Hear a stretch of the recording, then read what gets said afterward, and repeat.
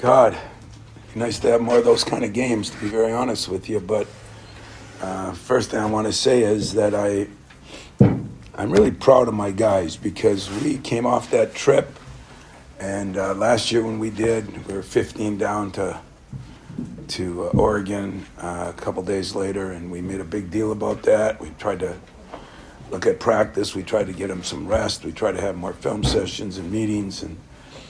But the one thing that was great about having a reunion is, I said, this program's been built on physical toughness, mental toughness, and some accountability. And there's a lot of guys that came back today that busted their way through weather. Some couldn't make it because of the weather. And I said, you owe it to them, your teammates, to at least play hard, and because that's what they did. And I thought that was maybe as hard and sharp as we could play.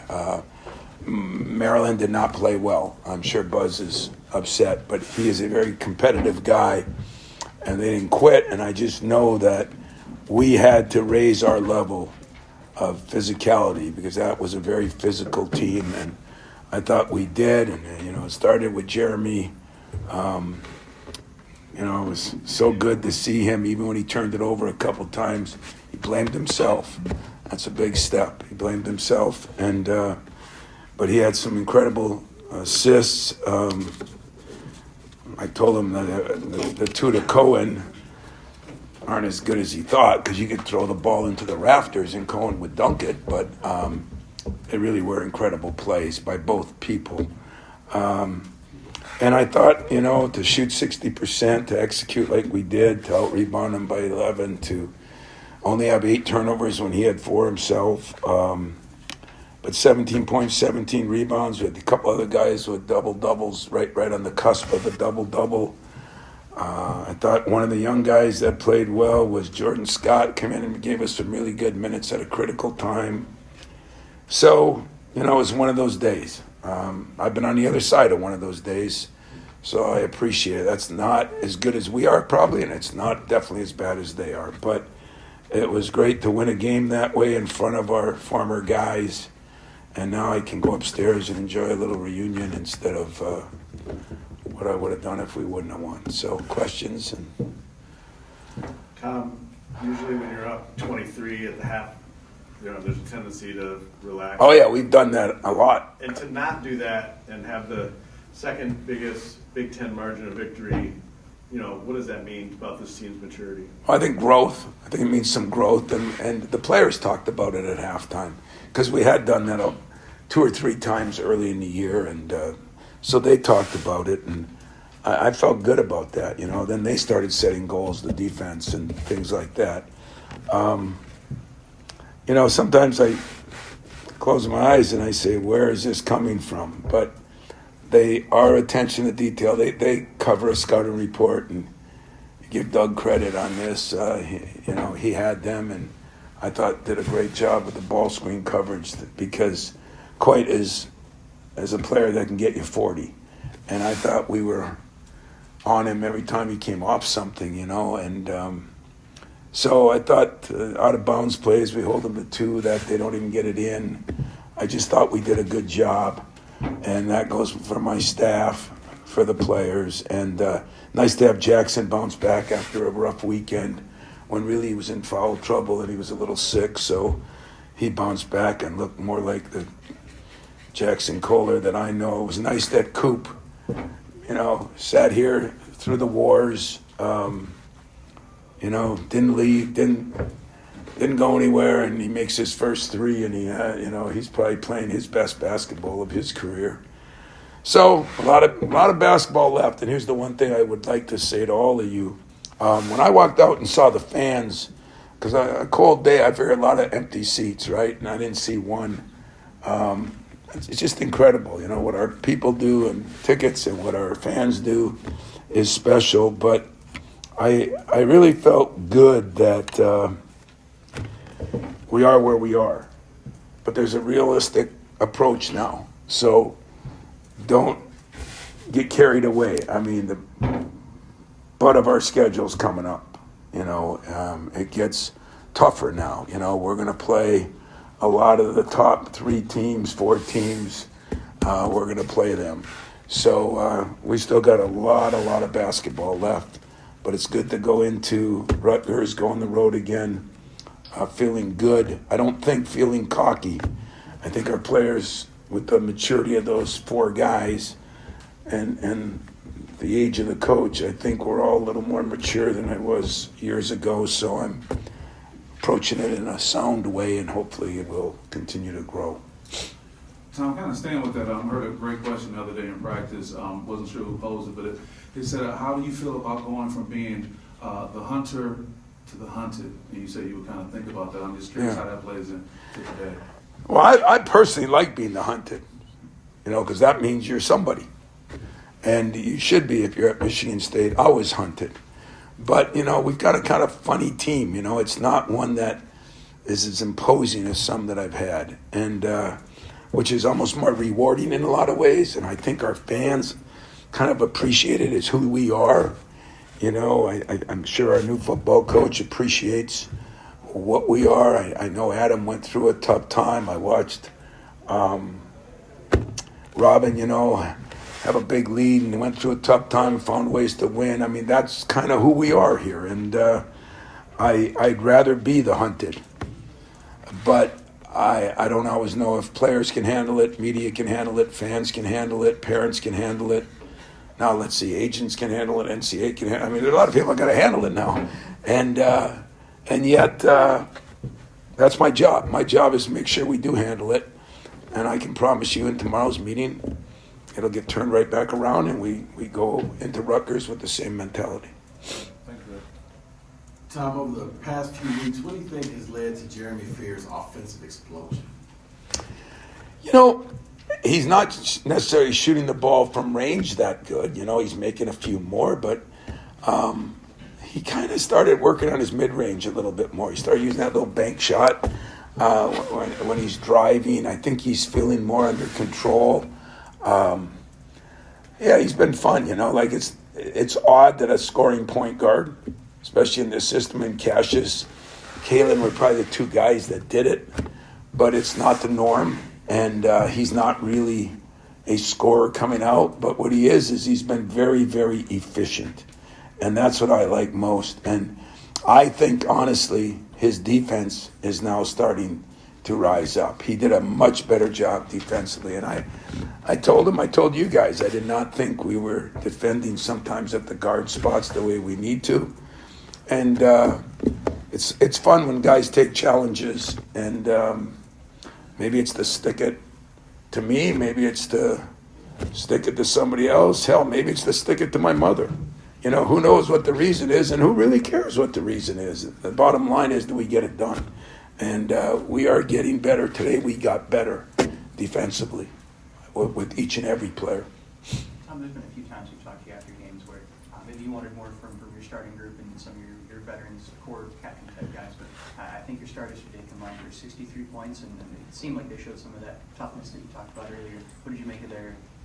Yeah, I mean, who wouldn't love the way you play when you win by that? I guess that's stating the obvious, but I like the huddles. I like the approach. I like the halftime. I like the players taking over. I like the players talking about, we got to make our defensive goals. We got to do this. We can't turn the ball over. We got to be under 10. Players start coaching the team. It's a better team. And so I think, Jeremy's doing that a little more. Cohen, for a quiet guy, has really stepped up in that. Coop's always been good. And those guys kind of hold each other accountable now.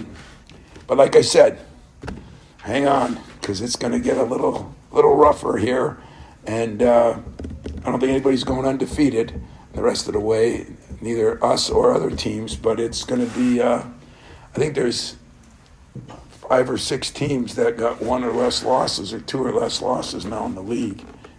And so there's a lot of pretty good teams. Tom, Buzz knows enough about you and Michigan State basketball. He couldn't have been surprised by what you want to do, but what does it say about focus and intensity that you have 31-zip lead in fast break points? Yeah, especially on his team who's athletic, and we were worried about their break. And I think our guys in 2 days prepped really well. And that's what's exciting, because if you can do that after a road trip, getting in at 6 in the morning, that's going to help you later on, whether it's the Big Ten tournament, the NCAA tournament. You know, you have to be able to prep, and you have to be able to get a lot done in a short period of time. The out-of-bounds plays kind of told you that, even down to an out-of-bounds play. I thought they were very focused in on what they got to do. And in saying all that, you know, I talked to Buzz for a minute after, but they did not play well. I mean, you know, that is not how they play, and that is not how they've been playing. They've struggled some, but today was, you know, I think it was a little bit of everything. You know, maybe their trip from Illinois, maybe the fact that our guys were hungry, maybe our former players, maybe our crowd was great, maybe all the above. But I don't think we're 40 points better than Maryland. I think today we were. Tom, I wanted to ask you a little bit about the break, but also those three stretches that you had in particular. But first, you had 19 points in the first half on the break, and you had talked about trying to put the foot on the throat. It seems like this team was doing it, and then how much the offense and defense dovetailed together with the three big runs that you guys had. Well, if you defend and you stop people, the runs get better, you know. Then if you score at all, you keep adding points. And I thought we put it together. I thought early we were good, and then all kidding aside, when Jordan Scott came in, he made a couple of plays, got a rebound, hit a three, and it just kind of ignited us even more. But, yeah, those runs, you know, on our break, and we thought, too, one of the things we had to do was wear down a couple of those shooters, especially the little guy, because he's electric, man. I mean, if you watch film on him, it's like watching Cohen dunk, only he's making long threes. It's scary, and but I thought we did maybe wear him down a little bit, and I thought Buzz tried. You know, his team must have been tired because he did a lot of subbing. He was subbing. He subbed, you know, 30 seconds, 20 seconds into the game, and so, you know, maybe his guys were a little run down too. But those runs were big, and if Jeremy's running the team and guys are running their lanes, you know, we can do it, and we did do it today. Tom, a couple for you. How green is the light for Carson to shoot after he knocked down his first career three? And then how aware were you of the number of assists Jeremy had in the second half and the record? Because obviously with the score out of reach. Yeah. I found out Jeremy, with about 7 minutes left, had 14. Okay, because I look at the sheet once in a while too, just to figure out what we're doing. And I mentioned it in the huddle. I said, you know, if you're running down the court, I know you like to score, but you're within reason of a record. And then when he got to 16, and it's a fine line, you know, like it was. If he was at 19, I might have left him in, because I think players deserve some of those things once in a while, as Mateen did, in my humble opinion. But it goes with some things that I don't believe in either. We got enough problems in our profession right now. I don't need to be running it up on somebody. And when I said it, you know, because they have goals. And 20 was not one of his goals, but it was getting close. And when Jackson Kohler is 1 or 2 out from a double-double, or Coop 1 or 2 out, you know, they want to obtain those goals. And I want them to obtain those goals. But when I told them that, you know, 5 minutes left or 4.5, you know, we're not going to do that. They got players down there. I've been on that side of it, and they were absolutely great. And that made me feel good about my program and the type of guys I got in my program. Cooper 3. The Cooper 3? Does he have the green light? Are you on drugs or what? No, you know, depends what the score is. But I was happy for Coop, you know. I mean, like I said, those guys have given me a lot. And seeing them have some joy once in a while, because it's not going to happen very often. And it wasn't like it was screw-around time. It was still in the game. But I will say this, all kidding aside, Carson Cooper has improved his shot and his free throws. I don't know, what was he tonight? What was he? 5 for 5. You know, he's done a hell of a job. So, you know, if he wants to negotiate with me and say that he'll cover the ball screens and get 10 rebounds if I let him shoot a 3 or so, maybe we can negotiate that. Nowadays, everything's negotiable. Tom, talk about today's cohesion. Only a few players weren't able to get a bucket today. Looked like everything was really clicking on offense. Yeah, I was mad at Nick because I wanted him to take that shot on the side, and then one of the twins had that one down low. But you know, it's great. It reminds me of when my son played. You know, there's nothing better than the players that understand what those scout team guys do for you, and when they are the biggest fans, that's a special thing. That means no insult to the 15,000. But when the players on the bench are pulling for guys to score, that's a special feeling. So I was really proud of them. I mean, and you know, the other guy that I know you guys, some people question, but it ain't because of his dad. Dan Emoji did a hell of a job. He made some great passes. He guarded the hell out of his guy. And we're just getting better because we are getting some continuity.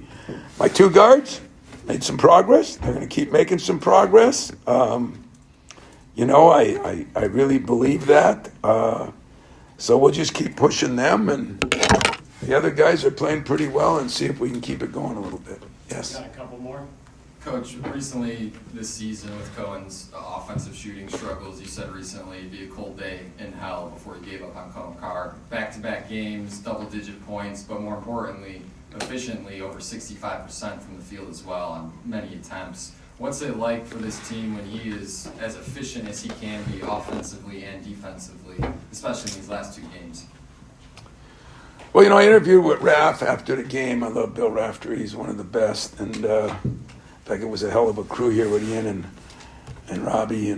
But, you know, Raph said he came out of his chair on a couple of those dunks. Well, there were people up in the Euchre section that came out of their chair. Cohen can bring something that very few people, I mean, everybody loves a long 3, but those 2 dunks, when the first one I go, whoa, the second one I went, whoa, you know, even myself, and I see him every day. But I love the fact that I'm mad at him about the free throws, because like I said, he works so hard on them, and it's got to be a little bit mental. But you didn't see me tell him not to shoot a 3 or whatever, you know. I love the kid. He's grown so much. He's grown as a leader. He works his tail off. He's working on the things he's not as good at. He's getting better at the things that he wasn't as good at. You know, he's the most polite, most honest, most regular guy. That's it. That's the last good things I'm saying. Now we got another game coming up about him, but if I give my right arm to have more Cohen cars. Coach, you mentioned Cooper just sticking with it with this program himself. Obviously, his senior year seems to be getting better and better. How much can you point to him in this day and age of like the transfer portal, where you have younger guys who might not be happy or want more in their role, might look elsewhere, to kind of point to him as like sticking around in this program, you can become Carson Cooper? You know, the only thing I said wrong on that, because, and I mean it, he's great. But try to remember that my old boss, Jed Heathcote, once told me that a good deal is a good deal for you and a good deal for me, you know, and he stuck with us. But there were a couple of years I stuck with him more than he stuck with us. And that's what relationships are all about in this screwed up transactional world that they're trying to live. And it's been interesting if you watch the media, the social media, which I don't do, but I have people that tell me there's a lot of things moving right now. There's a lot of people questioning a lot of things. So I appreciate that my guys hung tight. I'll be able to tell other people that. And I appreciate that I hang tight with my guys. The question will be, will other people? And I don't know that, and I really don't care. I'm going to keep coaching the way I'm coaching. I'm going to keep pushing them. I'm going to keep telling them.